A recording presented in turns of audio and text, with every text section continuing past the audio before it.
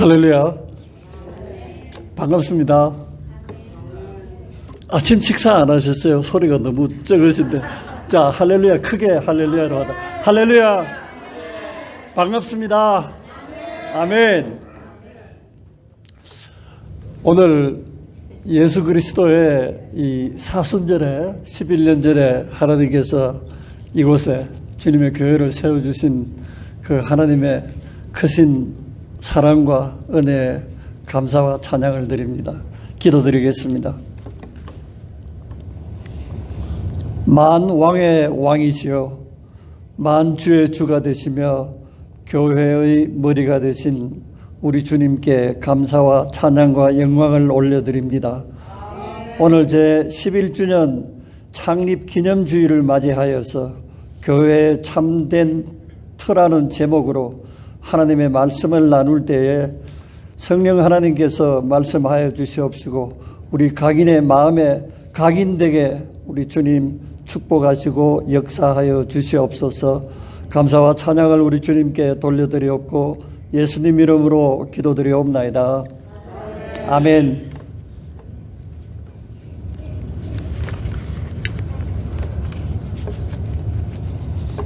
이 교회사적으로 볼 때나 또 오늘 현재 우리 주위에서 볼 때 많은 교회들이 이 문을 닫기도 하고 또 오늘도 계속해서 세워지기도 합니다. 특히 이제 세상이 더욱더 분요하고 험해질수록 이런 교회의 명멸도 아주 더 급박하고 빠르게 돌아가고 있는 것 같습니다. 우리 베닝도 마찬가지예요. 이 많은 교회들이 지금 새로 생기고 있고 또 이 주위에 또 더 어려움에 빠지는 그런 교회들도 있을 것입니다. 그런데 교회가 어디에 어떤 백그라운드로 세워지느냐 하는 것은 아무리 교회가 작아도 자기들 나름대로 이 교회가 세워지게 된 동기와 배경에 대한 스토리가 있기 마련이라는 것이죠. 우리 교회도 마찬가지일 것입니다. 그러나 그 교회가 어떤 백그라운드에서 이 교회가 세워졌는지는 사실은 성경적으로 중요하지 않다는 것이죠. 그래서 예를 들어서 현실적으로 어떤 재력이 뛰어난 어떤 재력가 성도님이라든지 혹은 경험이 많은 목회자분이라든지 혹은 헌신과 열정이 뛰어난 성도들 몇 가정에 의해서 교회가 출발하는 경우는 얼마든지 있는 거예요. 그래서 참 개척교회를 하시면서 담임 목사님이 참으로 힘들고 한 가정이 참 아쉬운 그럴 때에 권사님이 얘기하세요. 목사님 이 오신 이 집사님 가정만 잡으세요. 이분만 잘 붙들면은 10가정이 그냥 따라옵니다. 사실 그런 교회도 있어요. 그러나 교회가 백그라운드가 이런 특정한 어떤 계기가 동기가 돼서는 아니라는 것이죠. 그래서 이 집사님 가정만 잡으면은 10가정이 그냥 고구마 덩굴처럼 들어옵니다. 목사님이 얼마나 또 솔깃하기도 했겠어요. 그래서 그 집사님을 잘 섬기고 해서 10가정이 들어왔는데 나중에 이분들이 와서 교회에 새로운 세력을 형성해서 담임 목사님이 더 어려움에 빠진 그런 교회들도 있다는 것이죠. 그래서 교회가 어떤 배경에 세워져야 하는가 하는 것은 먼저 하나님의 뜻이 있어야 되고 오늘 설교의 제목처럼 앞에 나와 있네요. 우리가 불렀던 600장 찬송의 가사처럼 교회의 참된 터 위에 세워져야 된다는 것이죠. 그래서 오늘 설교의 결론입니다. 예수 그리스도 위에 교회가 세워져야 된다는 것이에요. 사도 바울은 고린도전서 3장을 통해서 교회의 틀을 닦아뒀는데 이 틀은 바로 예수 그리스도라고 말씀을 하고 있는 것입니다. 그래서 그 선교지에서는 말이에요. 선교의 열매가 교회의 설립과 세례에 있다고 말씀하는 선교사분들이 많아요. 저도 전적으로 동의를 하는데 이런 교회를 새로 세우는 일과 세례를 받는 일은 상당히 그 공통점이 있고 비슷한 내용들이 많습니다. 제가 아프리카에서 교회를 건축해서 이제 세울 때 제가 새로 세우는 교회마다 들어오는 현관문과 창틀을 전부 우리 여호수아서에 나오는 것처럼 붉은색 페인트를 칠했어요. 그것은 제 나름대로 예수 그리스도의 보혈 위에 이 교회가 세워졌다 하는 것을 해서 참 큰 은혜가 되었습니다. 그래서 선교지에서 이렇게 교회를 세운다는 것은 공동체를 새로 변화시켜서 새롭게 하는 거예요. 그리고 선교지에서 세례를 받게 하는 것은 개인의 삶을 바꾸는 것입니다. 그래서 교회와 세례는 공동체의 삶을 바꾸고 개인의 삶을 그리스도로 인하여 바꾸게 되면서 교회는 그리스도와 관계에 있어서 그리스도가 교회의 머리라고 말씀을 하시잖아요. 그럼 교회는 그리스도의 몸이 되는 것입니다. 그래서 교회는 그리스도와 연합하게 만들고 공동체가 그리스도와 연합하게 만들고 세례는 한 개인이 그리스도와 연합해서 새롭게 태어나는 것을 말씀하고 있는 것입니다. 우리가 신약 성경을 크게 본다면은 예수님께서 이제 지상 사역을 마치시고 십자가에 달리시고 부활하셔서 성천하시면서 다시 내가 재림의 주로 심판의 주로 이 땅에 다시 올 때까지 성도들에게 두 가지를 주셨는데 그것은 첫 번째 성령의 충만함이고 두 번째 교회인 것입니다. 이러한 내용은 성령과 교회를 주신 이유가 땅끝까지 이르러 예수 그리스도의 복음을 전하는 전도와 선교의 사명을 감당하게 하기 위한 것입니다. 쉽게 말씀드리면 교회의 설립 목적은 전도와 선교의 그 본질적인 사명이 있다는 것이죠. 그래서 이러한 내용들은 모든 복음서의 마지막 장과 사복음서 아울러서 특히 요한복음 후반부와 사도행전 1, 2장에 자세히 나와 있는 것입니다. 다시 말씀드리면 예수님께서 부활 성천하시면서 우리에게 교회와 성령을 주신 것입니다. 따라서 교회에 여러 가지 프로그램이 좋고 주로 큰 교회가 그렇겠죠. 그 다음에 성도들이 많이 모인다 할지라도 이러한 교회의 본질적인 사명, 곧 전도와 선교에 취약하다면 우리는 아직까지 자신을 돌아보며 더 많이 기도해야 하고 성찰해야 할 것입니다. 반대로 비록 적은 교회라 할지라도 교회가 복음 전도와 선교에 강하게 헌신하고 있다면 우리 교회는 바른 길에 들어서 있는 거죠. 그래서 유럽의 작은 나라처럼 소강교회가 되는 것입니다. 외형으로는 적지만은 실제로 강하고 큰 교회가 되는 것이죠. 우리 범원교회가 그런 교회가 됐으면 좋겠어요. 아멘. 소강교회. 참 멋있잖아요. 이런 생동하는 교회가 돼야 된다는 것이죠. 최근 올해 들어와서 특히 2월에 미국 교회에서 가장 큰 화두가 뭐냐 하면은 켄터키 에즈버리 대학에서 시작된 대학생들의 부흥운동입니다. 얼마나 학생들이 많이 연일 모여서 30시간 연속 기도와 찬양과 예배를 계속 드려나가고 있대요. 나중에는 그 강당이 자리가 부족해서 야외로 나가고 그 다음에 캠퍼스 밖에서 계속 집회가 이어지고 있다 합니다. 이어지고 있는데 이 집회의 주제는 물론 시작은 영적 각성으로 시작이 돼서 본질로 돌아가자는 것이죠. 그 본질이 파운데이션인 것입니다. 이 파운데이션은 우리말로 하면 기초겠죠. 이 기초가 오늘 사도 바울은 그 기초를 교회의 참된 이 틀을 파운데이션으로 영어 성경에는 번역하고 있어요. 우리 교회의 이 파운데이션, 터는 바로 예수 그리스도라는 것이에요.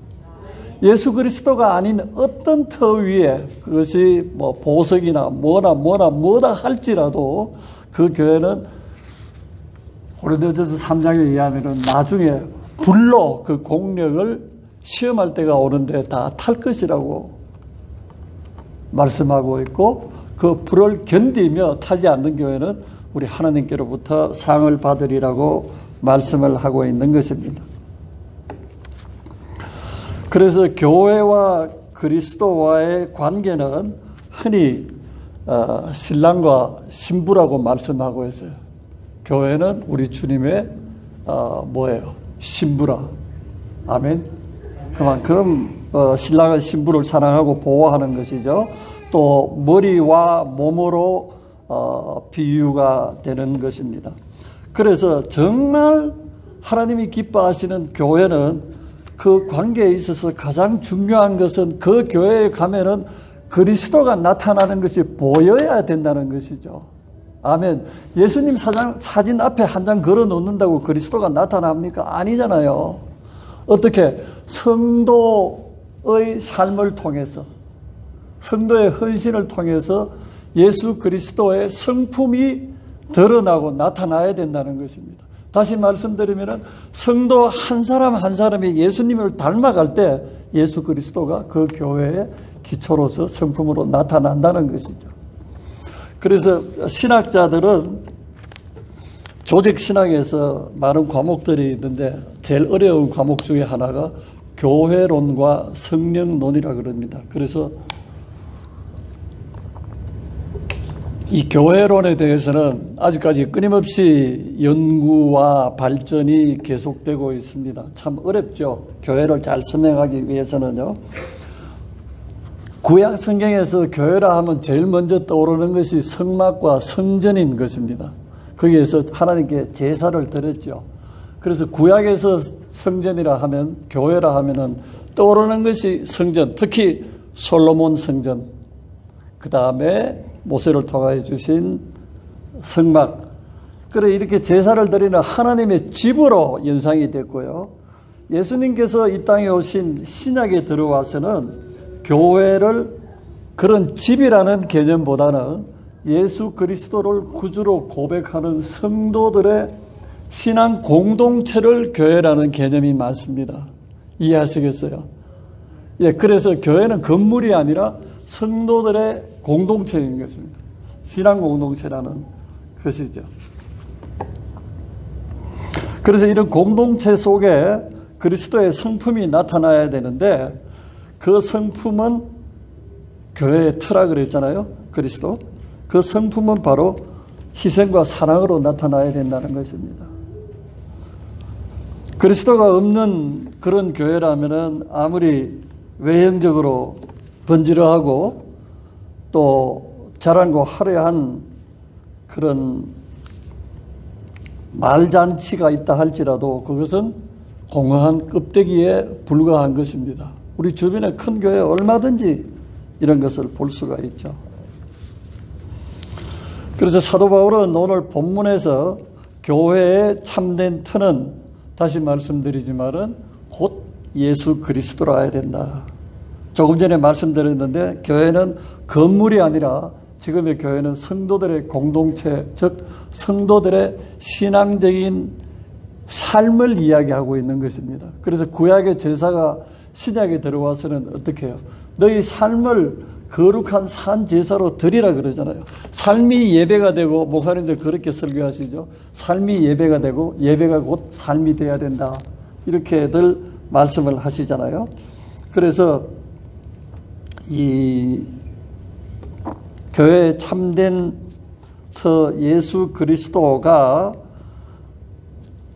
기초가 될 때에 그리스도의 품성으로 나타나서 하나님께 영광을 돌리며 그 사명을 감당할 수 있는 참된 교회가 된다는 것이죠. 그래서 영어로 NIV 성경에는 지금 교회의 참된 틀을 파운데이션으로 번역이 되어 있다 그랬는데요. 아프리카에서 그 교회를 지을 때 밑에 기초를 이제 하는데 그때 비가 많이 오고 바람이 많이 불고 하니까 흙으로 지으면 금방금방 넘어져요. 그대로 이렇게 교회가 주저앉아 버려요. 그래서 항상 그 기초가 중요한데 저는 그 벽돌로 기초를 하지 않고 돌로 기초를 했습니다. 그 돌을 주일 때는, 주중에는 남자들이 산에 가서 징으로 돌을 깨고 주일 예배 끝나면은 모든 성도들이 가서 머리에 돌을 이고 왔어요. 그래서 그거를 계속 해갖고 교회가 이렇게 크면은, 네 군데 다 그 기초를 해서 그거를 몇 달 동안 그 자리를 잡고 굳어지도록 그 기초를 했던 것입니다. 그래서 이 참렌트의 기초가 우리에게는 곧 그리스도여야 한다. 그것은 교회뿐만이 아니라 성도들의 각자의 삶이 그리스도로 나타나야 된다는 것입니다. 아멘. 그렇게 할 때 우리 범원교회를 누가 당할 수 있겠어요? 아멘. 그렇죠. 그 다음에 이제 우리가 함께 읽은 3장 16절에 보면은 우리가 하나님의 성전이며 성령님이 우리 안에 계신다고 말씀을 하고 있는데, 이 하나님의 성전이다, 우리가 하나님의 성전이라 하는 것은 우리의 물론 몸도 이야기하겠지만 우리의 삶 자체를 이야기하는 것입니다.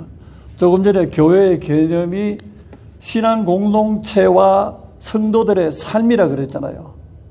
그래서 이 신앙 공동체에 그리스도가 나타나야 되고 성도 개개인의 그리스도가 나타나야지 참된 터에 세워진 교회라는 것입니다.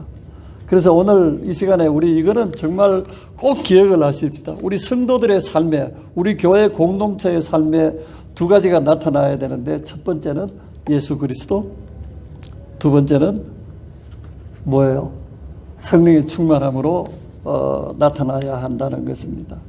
그래서 이렇게 할 때에 그것이 진정한 그리스도의 향기가 되고 우리가 또 드리는, 삶으로 드리는 거룩한 산 제사가 될 것입니다. 어제 새벽 예배 때 사도행전 몇 장 우리가 공부를 했어요? 11장이잖아요. 11장 하반부에 안디옥 교회에 대해서 함께 나누었는데, 이 안디옥 교회가 처음 개척된 그런 교회지만은 성령에 충만하고 그리스도의 복음 전도에 헌신을 다하는 안디옥 교회였는데, 그때 제자들이 안디옥 교회 제자들을 바라보고 사람들이 비로소 뭐라고 불렀다고요? 그리스도인이라 불렀더라. 아멘. 그래서 우리는 범원에서, 범원 한인교회는 예수쟁이들만, 진짜 예수쟁이들만 모여있는 그리스도인의 교회라고 불려졌으면 좋겠어요. 아멘. 아멘. 정말 우리가 정말 이제 참 예수쟁이가 한번 돼봐야 되는 것이죠. 이 오늘 주보에 보니까 좀 약간 신나는 말씀이 있어요. 이 설교 요약 목사님 말씀 중에 제일 밑에 세 번째, 네 번째 줄에 보면은 15주년이 되고 20주년이 될 때에는 우리 힘으로 전임 선교사를 활성화할 수 있을 만큼 성장을 했으면 좋겠습니다. 아멘. 그래 약 26년 전에 그 뉴저지에 있는 미국 장로교회 필그림 교회에서 교회가 설립되면서 처음부터 선교에 동참을 했어요. 헌신을 하면서 교회가 개척돼서 시작할 때부터 우리 주님, 우리 교회가 단독으로 선교사를 배출해서 파송할 수 있도록 우리 교회를 세워주시옵소서. 10년 동안 기도했어요. 교회가 뭐 처음 개척교회니까 6개월 동안 한 명도 등록을 안 했대요. 지나가는 거지가, 홈레스가 문 열기만 해도 반갑더래요. 목사님이 아무도 안 오니까. 그랬는데 10년 동안 계속 선교해서 기도했는데 정말 2007년에 창립되어서 17년에 10년 후에 이제 97년에 교회가 세워져서 2007년에 10년 됐을 때 정말 첫 선교사가 배출되게 됐어요. 그 선교사 파송 예배가 얼마나 감격적이고 얼마나 감동적이었겠어요. 그 첫 선교사로 배출된 부부가 바로 박수경, 박점숙 부부입니다. 그래서 16년 전, 17년 전 이야기겠죠. 그래서 교회가 첫 선교사를 배출하고 나서 그 교회가 얼마나 부흥했는지. 현재는 뉴저지에서 제일 큰 교회예요. 뉴저지 주에서 제일 대략 한 3,000명 정도 모일 거예요. 그래서 대단히 큰 교회고 선교도 이제 활발하게 하시는데, 사실은 이런 지금 목사님 말씀대로 이런 자체 장기 선교사를 파송하려고 그러면은 정말 10년쯤 전부터 준비가 돼야 되는 것입니다. 기도해야 되고요. 교회는 교회대로 그러한 역량을 갖추도록 프로그램에 집중해야 되고 성도님 한 분 한 분이 그런 영적으로 각성하고 깨어있도록 선교에 대한 그런 강력한 거룩한 부담으로 불타는 성도들로 바뀌어지지 않으면은 그 배출은 참 어렵다는 것이죠. 어떻게 나갈 수가 있겠어요? 다 버리고요. 아멘. 우리는 얼마든지 우리가 지금부터라도 시작하면은 늦지 않는 것입니다. 지금 우리 미국 교회는 오른쪽 왼쪽에 이렇게 멋있는 그림이 2개 있네요. 오늘도 미국 교회의 전통적인 그런 미국 교회에 가면은 오른쪽 왼쪽에 maybe 에드 선교사님 더 잘 아실 거예요. 이 보드가 있어요. 게시판처럼 작은 그 보드가 있는데 한쪽에는 뭐가 있느냐 하면은 예배 순서가 있어요. 찬송가 몇 장 부르고 이런 거 있고, 그 다음에 한쪽에는 뭐가 있는지 아세요? 오늘은 예수님 부활 후 제 몇째 주일입니다 하는 그게 딱 있어요. 대부분 교회가 그래요. 그래서 오늘은 예수님 부활 후 48번째 주일이다 이렇게 나오거든요.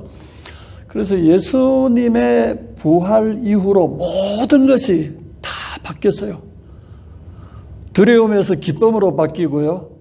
참 움츠림에서 패배에서 승리로 바뀌고요. 모든 것이 다 바뀌게 됐는데, 사랑하는 성도님들, 우리 이제 갈수록 한 해 한 해 어쩔 수 없이 연세가 드시잖아요. 몸도 작년하고 올해하고 다르고요. 또 몸이 내 마음과 내 뜻대로 잘 안 움직여주죠. 그런데 성경에서는 특히 고린도 후서를 통해 가지고 이 땅에서의 그런 연약한 삶, 고난이 많은 삶이 또 이 땅에서의 살아가고 있는 우리의 형편이, 우리의 신앙적인 삶이 하늘나라에 있을 영광과 소망과 하늘나라의 삶과 별개의 것이 아니라는 거예요. 이 땅의 삶은 하늘나라의 삶과 연결이 되어 있다는 것입니다. 이것이 얼마나 두렵기도 하고 얼마나 감사한지 아세요? 이 땅에서 잘 살면은 하늘나라에서 하나님께서 영접하시고 하나님께서 우리에게 영원한 생명 주시고 영생을 누리게 하실 거라고 약속하신 거잖아요. 그래서 이 땅에 잘 살도록 하신 것이 예수님께서 그것을 실천적으로 보여주셨는데, 이 땅에서는 대충 살고 하늘나라 가서 나중에 잘 살면 되지 않는가? Never. 그런 찬스 없어요. 이 땅에 잘 못 사는 사람이 하늘나라 어떻게 잘 살아요? 계시록에서 제일 많이 반복되는 말씀이 너희가 행한 대로 갚으리라는 말씀 아니에요? 이 땅에서 행한 대로 하늘나라에서 갚으시겠다는 거예요. 그래서 부활 후에 예수님께서 성천하시면서 우리에게 교회와 성령을 주셨는데, 이것은 교회 터 위에, 예수 그리스도 위에 교회가 세워질 것을 말씀해 주고 있는 것입니다.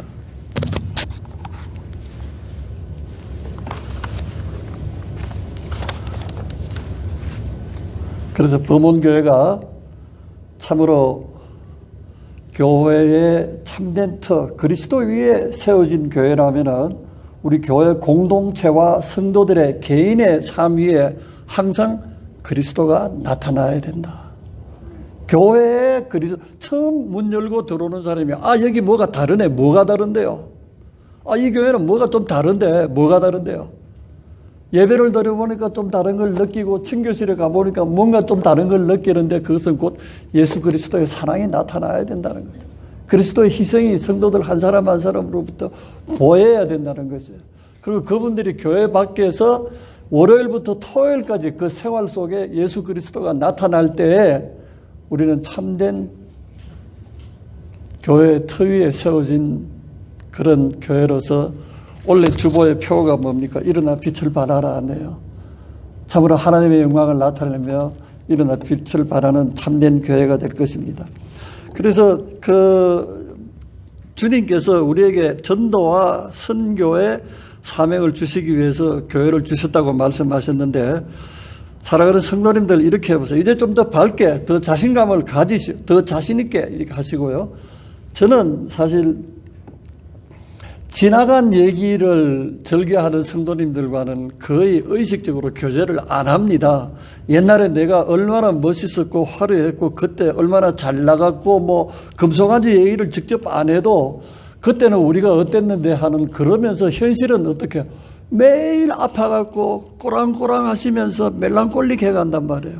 만났다 하면 지나간 옛날 그때는 좋았는데, 그때 좋았는데 지금 뭐 어떻게 하시자는 거예요? 저는 그분들하고 교제 안 해요. 그래서 지금부터는 앞으로 할 계획을 말씀을 하시라고요. 앞으로 아무리 작아도 내가 2023년, 2024년은 이런 것을 목표로 한다. 저 주위에 그런 사람들, 친구들 많아요.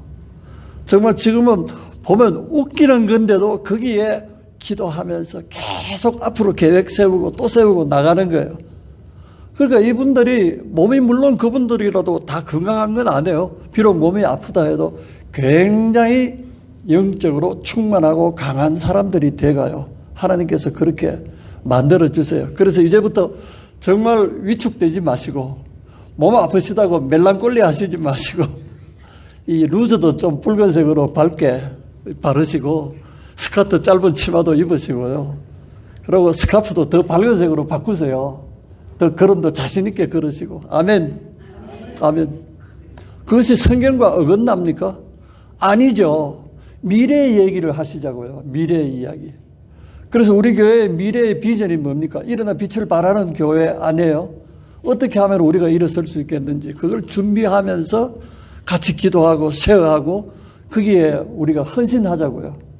그렇게 했을 때 목사님 말씀대로 참으로 우리 범원교회가 창립 15주년, 20주년에는 달라지는 리버사이드에서 종주교회가 되게 하실 줄 믿습니다. 바모스, 스페인어로 바모스. 자, 우리 함께 일어섭시다라는 거예요. 그래서 이 11주년에 지금까지 인도하신 하나님께 감사하고, 이제 11주년부터는 더 이상 어둠과 두려움과 위축됨이 없이 교회를 참된 터 위에 세워주신 주님을 믿고 의지하며 우리 교회 공동체와 우리 성도들의 개인의 삶에 예수 그리스도의 향기가 나타나는 복되고 아름다운 교회가 되시기를 주님의 이름으로 축복합니다. 기도드리겠습니다. 할렐루야. 하나님 아버지, 주의 은혜에 감사를 드립니다. 아버지여, 남이 누구가 무엇라 할지라도 우리 범원교회는 예수 그리스도의 교회 터 위에 아버지여 세워준 줄 믿습니다. 또한 우리 범원교회는 우리 주님의 신부가 되게 하신 줄 믿습니다.